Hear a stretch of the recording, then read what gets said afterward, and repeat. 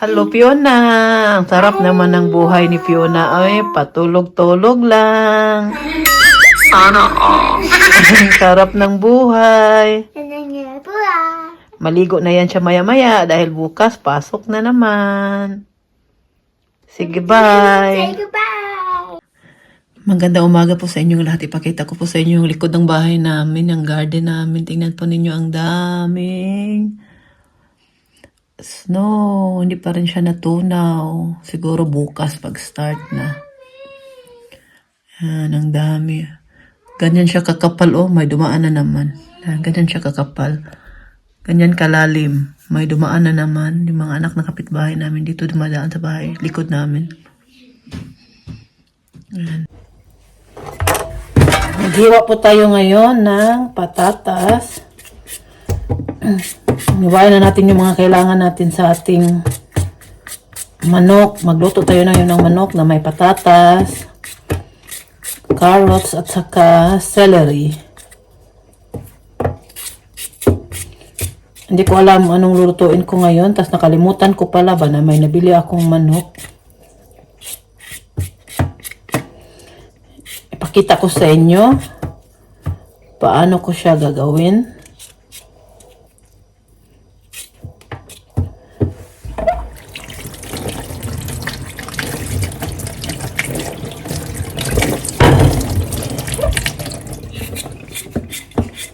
Maghiwa. Ilalagay na natin ang carrots. Si Fiona nagtulong sa atin. Tinulungan tayo ni Fiona. Lagay muna natin dito. Damihan natin ang gulay dahil masarap po to siya pag maraming carrots. At ilagay na din natin ang patatas. Si Martin nagre-request talaga ng maraming patatas dahil gustong-gusto niya na maraming patatas ang manok na lulutuin ko. At ilalagay naman natin yung pinakahuli, ang celery. Bakit yun na? Steve Levin button. Lagay naman natin tong celery. Paniniwa ko na siya. Ay, may basa tuloy. Nalagyan tuloy ng tubig. Pati ba? Ilagay ko na lahat. Tinamihan ko ng gulay para marami tayong gulay na makain. Para masustansya. Para malusog ang katawan ni Fiona. Wow. So, kita po na. So, ayan na po. Nilagay ko na po ang ating manok. Ano ko na lang po dito kung ano po yung mga nilagay ko na mga ano ba. Ayan. Lulutuin muna natin. Ang sarap po niyan.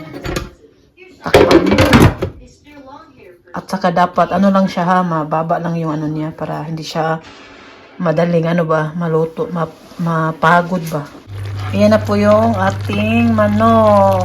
Ilalagay ko itong sabaw to sa taas para ano ba. Ano siya. Madali lang po ito lutuin. Kaya lang, matagal siya matapos dahil ano lang, mahina lang yung ano natin. Ayan siya, oh. Pwede na ito kainin. Luto na yan.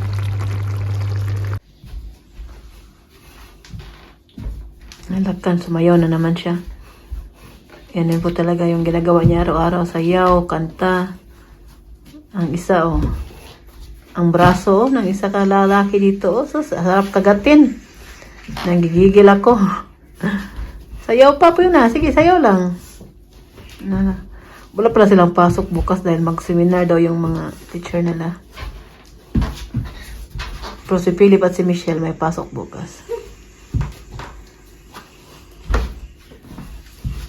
Hi, Fiona.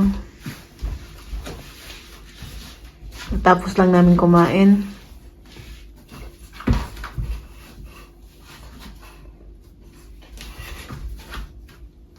Magandang umaga, Alimanya! May kukwento po pala ako sa inyo na nainis ako sa sarili ko. Last year pala hindi ako nakapunta sa aking taon-taon na check-up sa aking ubigaini. Nakita ko lang kay Irene at naalala doon ko naalala na last year pala hindi ako nagpunta sa aking check-up. So, ginawa ko. Kasi sa sitwasyon ko, kailangan ko magpa-check up dahil may mayuma po ako. Sa mga bago pa po dito, nagka-problema po ako 2021 dahil nag-bleeding po ako. Umabot po ng 3 weeks. Pagkakaalam ko kasi pag may mayuma ka, malakas yung regla mo, bubuo yung dugo na lumalabas sa'yo. Kasi marami din akong tinitingnan mga video sa YouTube, may mga mayuma. Kaya yun po yung nangyayari. Tapos masakit yung puson mo. 2021 po, grabe yung bleeding ko. Umabot po talaga ng 3 weeks. Nung ika 2 weeks na, doon na po ako nagpanik dahil bubuo na po talaga yung dugo na lumalabas sa akin. Tapos nung pagtawag ko sa aking doktor, lumipat na pala yung doktor ko sa ibang city. Kaya doon po ako naaambot na yung ko nun ba kasi ang hirap po na maghanap ng bagong doktor, lalo na pag bagong pasyente ka. Nakahanap po ako pero sa ibang city na. Kaya ngayon, mas sadyain na talaga puntahan yung sa bago ko ngayon dahil magkailangan ko mag-train or mag-auto punta doon. Dito noon sa amin, pwede lang malakad sa city lang. Ngayon po, 2021, grabe po yung bleeding ko. Umabot po ng 3 weeks. Nung sa pagpunta ko sa aking bagong doktor, hindi na niya ako pinawi ng bahay. Pinadiretso na ako sa hospital. At sabi niya, kailangan mong maraspa dahil kumapal po yung lining ng aking matres. At delikado po siya pag hindi gagawin. Kaya pinapunta ko agad sa hospital. Hindi na ako nakauwi ng bahay nung time na yun. As in, mag-isa lang po ako sa loob. Wala si Martin dahil bawal kasi nung kasi corona. Bawal na may kasama ka. Kaya ako lang talaga mag-isa doon. Kaharap ng mga doktor, kausap ng mga doktor. Hanggang sa lumabas ako. Isang araw lang ako sa hospital. Tapos nung last 2022, nung last check-up ko sa aking OB-GYN doctor, sabi niya sa akin na, kasi kinausap ko siya na ready ako magpa-opera, magpatanggal sa aking matres kasi wala na din kami planong magkaanak. Sinabi ko sa kanya yung sitwasyon namin dito sa bahay, ganyan. Sabi niya, naiintindihan kita. Kung ako lang din naman sa side mo, ganun din gagawin ko, sabi ng doktor sa akin. At sabi niya sa akin, sa ngayon daw, hindi ako kailangan operahan or tanggalin yung matres ko dahil lumiit po yung mayuma ko. Saka na lang daw gagawin pag nag-bleeding ako ulit. Pero dapat daw, pag nangyari yun, wag ko na daw hintayin ng matagal na katulad noong una, umabot ng 3 weeks, sabi niya. Tawag ka kaagad, kung naramdaman mo na ganun kalakas na naman, tawag ka agad at magtawag siya sa hospital at ipapa-admit ako para matanggal yung matres ko. Wag ko na daw hintayin na matagal dahil nga, grabe yung nangyari sa akin noong una. Buntik na po ako naubusan ng dugo. Kung alam lang po ninyo. Grabe, para akong talaga binigyan nga ako ng noong time yun, iron na tablet din ba? Pinainom sa akin araw-araw at saka Polzoire. Yung dalawang gamot yung binigay sa akin dahil nga ang daming dugo na nabawas sa akin noong time yun. Buti na lang hindi tayo nabunuhan ng dugo.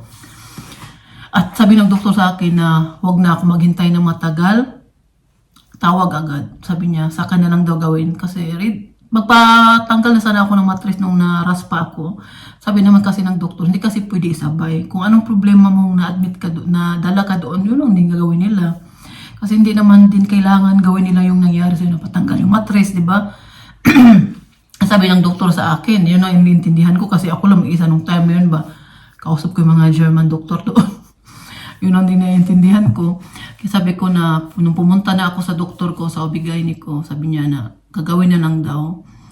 At magtawag lang ako agad sa kanya. Grabe talaga yung dugo na lumalabas sa akin. Ang dami po talaga kung nakita lang po niyo, no? Nagpanik na po talaga ako kasi first time po nangyari sa akin ang buo yung dugo na lumalabas ba. Hindi na siya normal. Kaya sabi ng doktor na, wag na magantay na matagal kung mangyari. Sakaling mangyari ulit. Pero operahan, tanggalin ang matres, hindi pa daw. Kasi lumiit naman daw yung mayuma ko.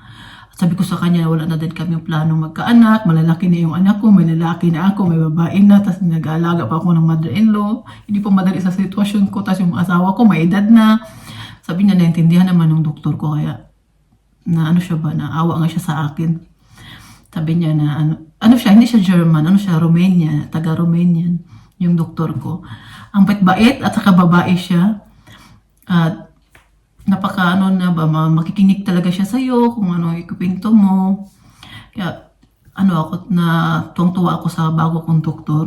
Kahit, una kong doktor, kahit lalaki yun, okay din naman yun siya. Pero, mas maganda kasi babae, parang hindi ka mahiya ba, pikaka doon pag check up mo pag lalaki kasi kahit ilang taon ka nang pupunta sa doktor mo, nahiya pa ako sa doktor na yun. Grabe yung experience ko sa doktor na yun. Dahil una ko pupunta doon, sabi niya, sige, higa ka na. Higa ako, sabi niya, sabi niya una sa akin, hubarin ko na yung pantalon ko. Di, hubat ko yung pantalon ko. Yan yung pinakaunang punta ko sa sa clinic niya. Sabi niya, higa na daw ako. Higa ako. Pagtingin niya, sabi niya, paano kita ma-check up na may panty ka pa? Grabe talaga yung tawa ko noon. Basta ko, ay sorry. Sabi mo lang kasi pantalon eh, sabi niya. Sabi ako, hindi pa daw ako nagpapa-check up sa Pinas. Sabi ko, wala, hindi naman ako pupunta ng nadala lang ako ng mga doktor, ng mga obigayan, nung buntis ako kay Michelle. Pero nung time na yung magpa-check up, hindi naman yan nagawa sa Pilipinas. Hindi katulad sa Germany, di ba, na may insurance naman na magbabayad kung pa-check up ka, di ba? Kaya magagawa mo talaga yung lahat na anong gusto mo ipa-check up sa katawan mo dahil may insurance ka o hindi ka magbabayad sa pang-check up mo. Kaya yung maganda dito. Yun lang po yung kwento ko muna po sa inyo. Mamaya magkwentuhan tayo ulit kasi si Uma, ang aga ko nagtrabaho sa kanya. Kung alam lang po ninyo. At meron palang i-deliver ngayon na bagong gamit ni Uma. Plate namin sa inyo. Yan po, dandahan na po natunaw ang snow dahil hindi na masyadong malamig ngayon. Malamig pa rin, hindi katulad nung -7 ba ngayon kasi +3 o +4. Kaya natutunaw po siya dandahan. At kanina umulan. Buti naman at natunaw na yan siya eh. At sana uminit na ba at summer na. Nakakasawa din po gawin. Kasi dito sa Germany mas ilang buwan man mang malamig dito kaysa sa init. Alam po ba ninyo, si Martin, parang yan siyang babae, mas mahilig pa yan siya mamili ng plato kaysa sa akin. Ito, nabili ko niya, 3 ganito, nabili niya una. Tapos nung pumunta kami sa Action ulit, nakita niya na may bagong kulay, bumili na naman siya. Para daw to sa sabaw niya, kung magluto siya ng sabaw, at may bisita kami, meron na daw kami magandang ganitong panaksa na plato.